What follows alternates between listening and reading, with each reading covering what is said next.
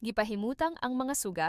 Miingon ang Ginoo kang Moises, sultihi si Aaron nga inigpahimutang na niya sa mga suga, kinahanglan mahayagan niini ang atubangan sa tungtunganan sa suga.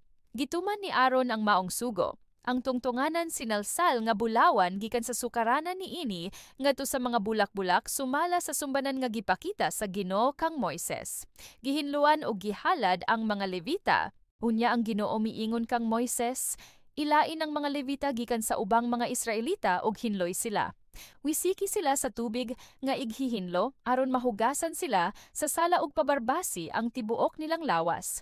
Human niini, palabhin nila ang ilang bisti ug sa ingon mahinlo na sila.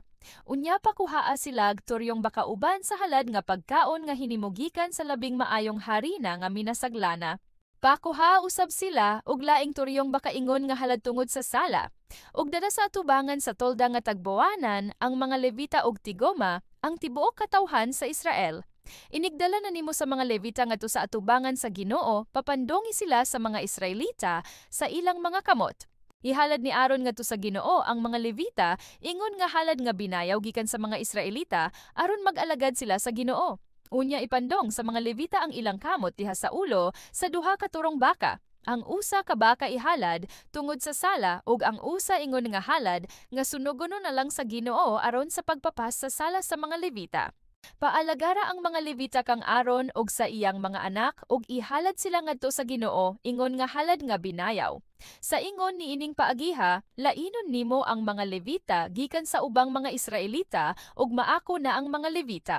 Human mo kahinloy og ikahalad ang mga Levita ingon nga halad nga binayaw.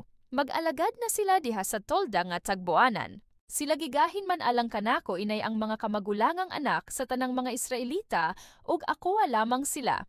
Akowa ang tanang kamagulangang anak sa mga Israelita ingon man ang mga panganay sa ilang kahayopan. Gigahin ko sila alang kanako sa dihang gipamatay ko ang tanang kamagulangang anak sa mga Ehiptohanon. Tawo og mananap. Gipili ko ang banay ni Levi inay ang tanang panganayng anak sa katawhan sa Israel. Gihatag ko kang Aaron ug sa iyang mga anak ang mga Levita ingon nga gasa gikan sa katawhan sa Israel aron mag-alagad sila dito sa tolda nga tagbuanan alang og tungod sa mga Israelita ug manalipod sa mga Israelita aron dili mahiyagom ang katawhan sa kamatay kon pananglit moduol sila sa dapit nga balaan. Mao kini ang gibuhat ni Moises ug ni Aaron ug sa tanang Israelita ngadto sa mga Levita ug gihimo sa mga tawo ang tanang gisugo sa Ginoo kang Moises.